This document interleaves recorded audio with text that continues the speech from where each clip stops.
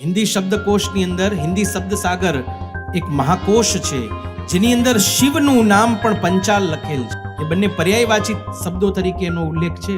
પરમાત્મા વિશ્વકર્માનું એક નામ પંચાલ છે, જે શિવનું પણ પર્યાયવાચક છે.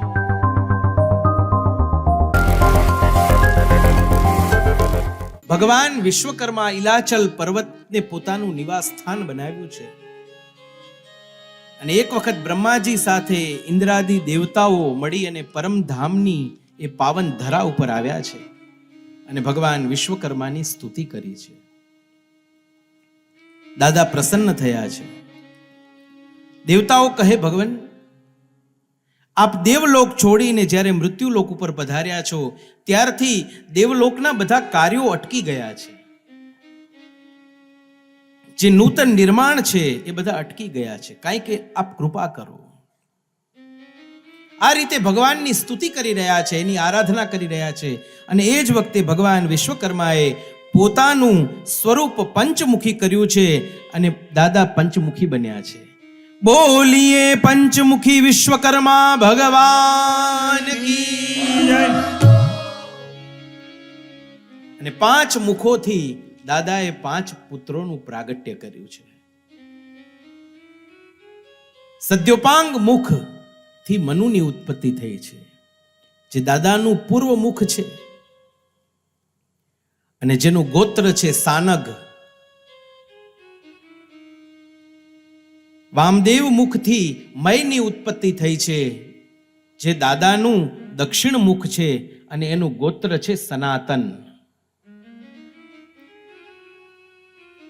અઘોર મુખથી ત્વષ્ટાની ઉત્પત્તિ થઈ છે, જે દાદાનું પશ્ચિમ મુખ છે અને એનું ગોત્ર છે અહભૂન. દાદાનું ચોથું મુખ તત્પુરુષ મુખથી શિલ્પીની ઉત્પત્તિ થઈ છે, જે દાદાનું ઉત્તર મુખ છે અને એનો ગોત્ર છે પ્રત્ન.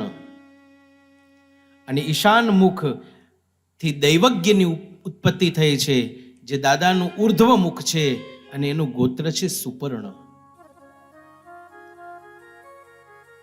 આવી રીતે મનુ, મય, ત્વષ્ટા, શિલ્પી, દૈવજ્ઞ એની ઉત્પત્તિ થઈ છે, જેના ગોત્ર છે સાનગ, સનાતન, અહભૂન, પ્રત્ન અને સુપર્ણ.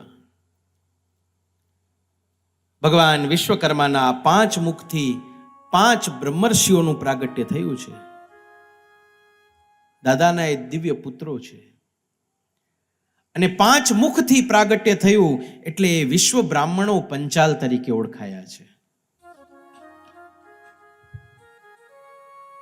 પંચાલ વિશ્વ બ્રાહ્મણોના અન્ય ઉપનામો પણ શાસ્ત્રોની અંદર કહ્યા, જેમાં વિશ્વકર્મા, જગતગુરુ, પુરોહિત, આચાર્ય, ઉપાધ્યાય, ધીમાન, શિલ્પી, શર્મા, આવા બધા ઉપનામો પણ અલગ અલગ જોવા મળે છે શાસ્ત્રોમાં. તેઓની વૃત્તિ, એમના ધંધા રોજગાર પ્રમાણે લોઢું, તામ્ર, પથ્થર, કાષ્ટ અને સુવર્ણમાંથી એ બધાએ 5 પુત્રોએ દેવો માટે આયુધો, રથો, ધાતુપાત્રો, મંદિરો, અલંકારો આ બધાનું સર્જન કરવા માટે દાદાએ એમની ઉત્પત્તિ કરી. અને ત્યારથી લઈને આજ દિવસ સુધી એ બધું ચાલ્યું આવે છે.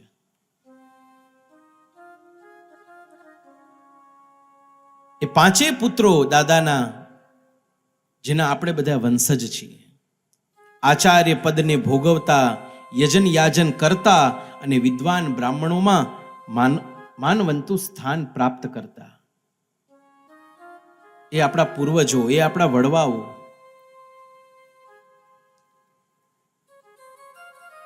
આદિનારાયણથી બ્રહ્મદેવ ઉત્પન્ન થયા અને એમનાથી સ્વયંભૂ મનુ દ્વારા જેમ કશ્યપીય બ્રાહ્મણ સૃષ્ટિ ઉત્પન્ન થઈ, એવી જ રીતે ભૃગુ અંગીરા વંશીય બ્રાહ્મણ સૃષ્ટિની પણ ઉત્પત્તિ થઈ છે. એની કથાઓ છે. એટલે સ્વને ઓળખવા માટેની કથા છે આ. બંને રીતે તમે જોવા જાઓ તો જે કશ્યપીય બ્રાહ્મણો છે અને ભૃગુ અંગીરા વંશીય બ્રાહ્મણો છે, એ બંને આમ જોવા જઈએ તો બંને પિતરાઈ ભાઈઓ છે. They are cousins. પણ ભેદ માત્ર વૃત્તિઓમાં જણાયો. પંચમુખી વિશ્વકર્મા ભગવાનના 5 મુખોથી 5 બ્રહ્મર્ષિઓની ઉત્પત્તિ થઈ છે. લૈંગે શિવાગમની અંદર એનું વર્ણન કહ્યું છે. બ્રાહ્મણાનામ ચ જન્મૈવ શિવવક્ત્રાચ્ય જાયતે પંચવક્ત્ર સમુત્પન્નાઃ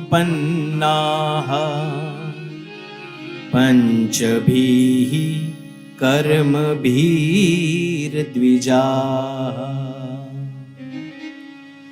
મનોર્મયસ્તથા ત્વષ્ટા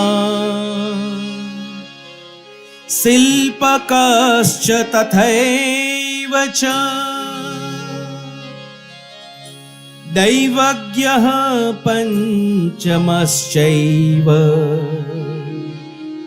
બ્રાહ્મણાઃ પંચકીર્તિતાઃ.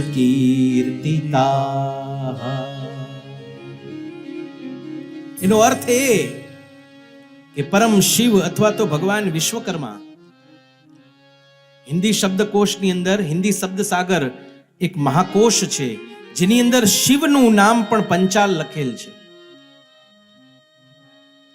એ બંને પર્યાયવાચી શબ્દો તરીકેનો ઉલ્લેખ છે. એમાં પરમાત્મા વિશ્વકર્માનું એક નામ પંચાલ છે જે શિવનું પણ પર્યાયવાચક છે.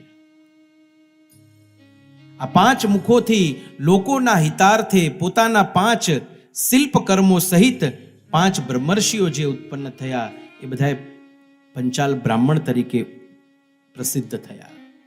મનુ, મય, ત્વષ્ટા, શિલ્પી અને દેવજ્ઞ એ 5 બ્રાહ્મણોની ઉત્પત્તિ બતાવી છે.